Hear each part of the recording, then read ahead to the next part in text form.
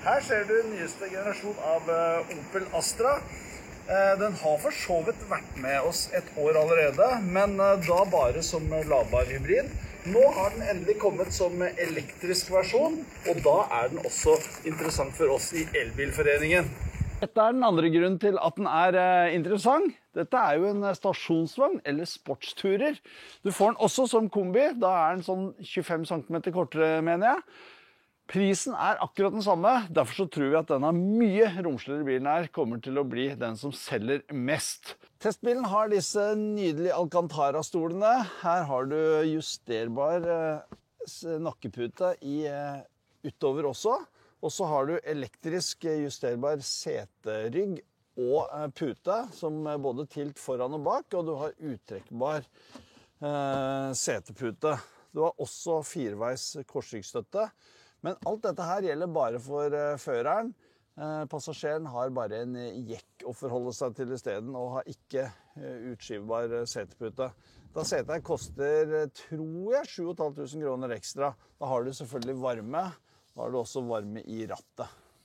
Opel innrømmer selv at de har et gubbestempel, og det har de tenkt å gjøre noe med. Det begynte de med Mokka. Da fikk de en grill som var inspirert av en Opel Manta fra 1970. Jeg digger det i hvert fall, men jeg er jo 53 år gammel. Innvendig så synes jeg fortsatt at gubbestempelet holder stikk. Det er ingenting her som jeg synes er spesielt kult. Veldig mye av det synes jeg minner om hvor denne bilen her kommer fra, og det er nemlig ECMP-plattformen til Stellantis, som nå har faktisk 11 biler på samvittigheten. Og vi vet det kommer flere. Du merker det på måten alt er styrt på infotainment. Dette er jo egentlig fra Citroën og Peugeot. Opel har laget sine egne tweaks her. Blant annet så har de valgt å ha masse knapper, fordi det er med på å øke sikkerheten. Klimaanlegget, varmetråd i ruter. Her er det faktisk varmetråd i frontruta også. Og så har du sete- og rattvarme lett tilgjengelig. Volumknapp av og på er også på knapp. Det samme er alle vinduer og speilene. Det er veldig få som egentlig liker at det ligger på skjerm. Særlig når du skal vaske bilen i automat og sånn. Veldig greit å bare kunne felle inn speilene her i stedet for å gå langt inn i en meny for å finne sånne ting. Men det bærer litt preg av at dette her er en billig bil. Midtkonsollen for eksempel, koppholderne her. Her har du ladeplata langt her nede. 2 USB-C, også en 12 volt her. Litt rom her. Virker ikke helt som det har vært så veldig gjennomtenkt med dette greiene. Og så er det bitte lite rom her. Ikke plass til all verden egentlig. Og du har ikke noe etasje under her heller. Så da er det kanskje en liten trøst at det er en bitte liten brille holder plass her sånn. Jeg vet ikke hvem som egentlig har spurt om det. Hanskerommet er heller ikke veldig stort. Infotainment er for så vidt veldig enkel og grei å bruke, men jeg synes den fortsatt er litt treig, og du har undermenyer som egentlig ikke fører til all verdens spennende ting. Du har 3 visninger på instrumentpanelet, og det er veldig enkelt og greit. Ikke noe spesielt kult egentlig. Sportsturer har litt over 5 cm lengre aksjeavstand enn kombiversjon, men det merker man ikke her inne. Nå er det setet her innstilt til meg, som er 1,89 høy. Da får jeg faktisk god plass til føttene under her, men jeg har ikke sjans til å få plass til knærne. Takhøyden, den er bra. Vi har dørhåndtak her. Vi har midtarmlene, 2 ventilasjonsdyser som du kan åpne og lukke, men ikke til temperatur på. En USB-C her, og et lite rom. Du har heller ikke flatt gulv, så den som skal sitte i midten her, eller det er nok i hvert fall ikke meg, får jo veldig begrenset plass her. Det er 2 Isofix-fester bak, ingen foran. Astra Sportsturer er ikke noe bil for familier med barneseter, i hvert fall ikke hvis de er like høye som meg, altså 1,89. Jeg kan ikke sitte her nå.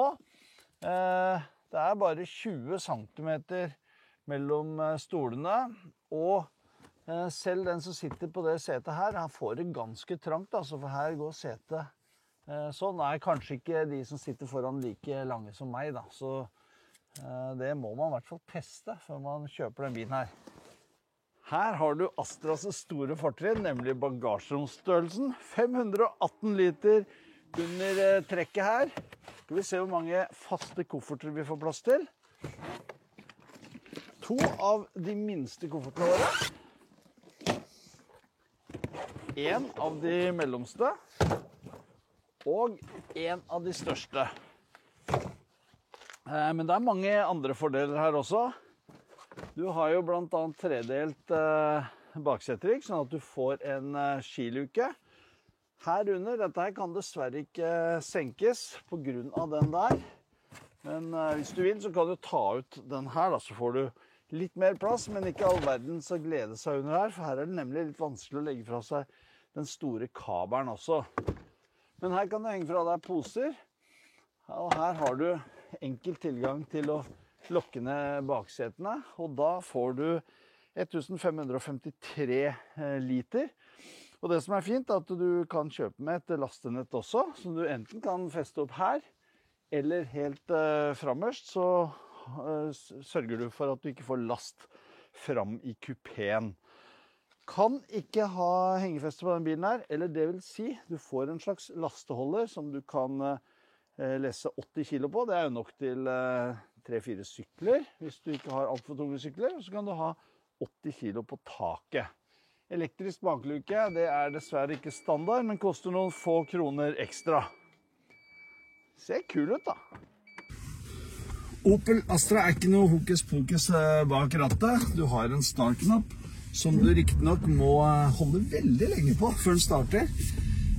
Så har du den vippebryteren her som du kjenner fra Peugeot, Citroën, Jeep og absolutt alle.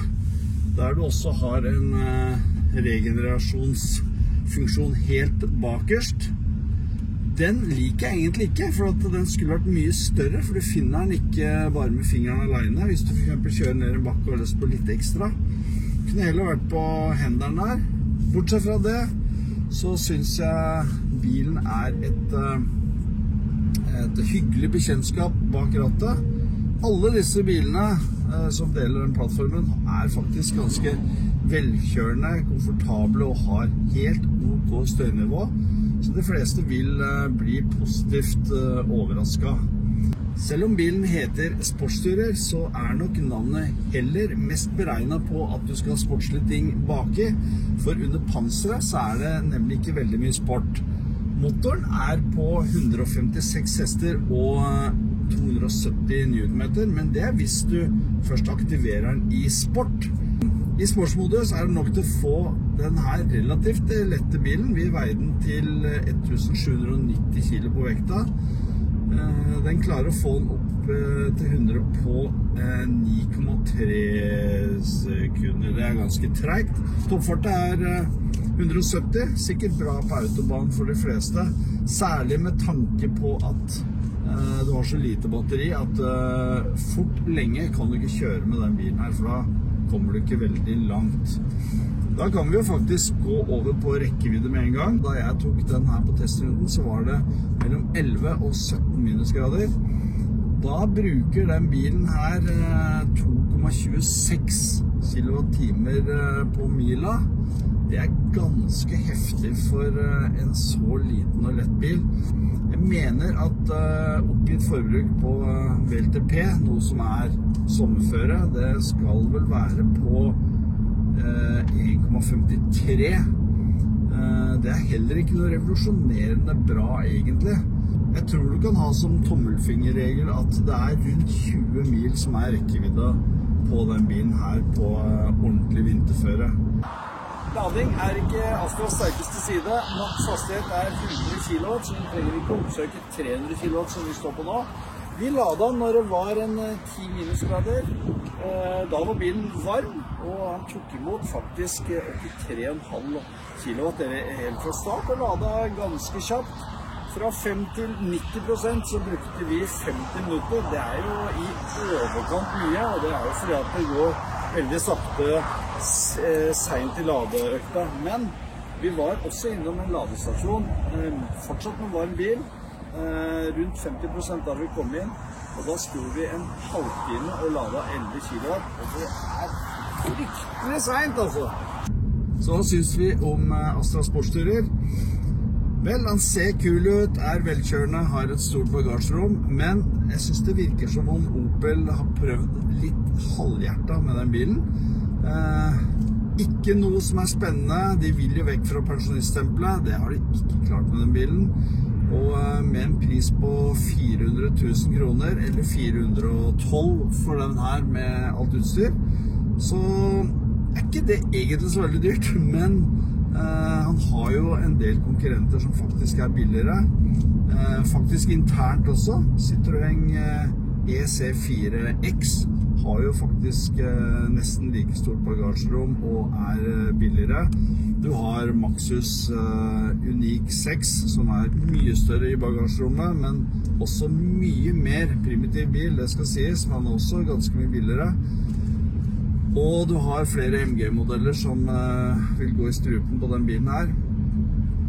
Men den viktigste konkurrenten, dessverre, jo nok en gang så har jo Tesla satt ned prisen på Model Y, og bakhjulstrekkeren der, den koster jo faktisk mindre enn den bilen her, og den går lenger, raskere, lader raskere, og har mye større plass. Så jeg tror nok kampanjeprisene som Opel har på den bilen her, de vil nok vedvare.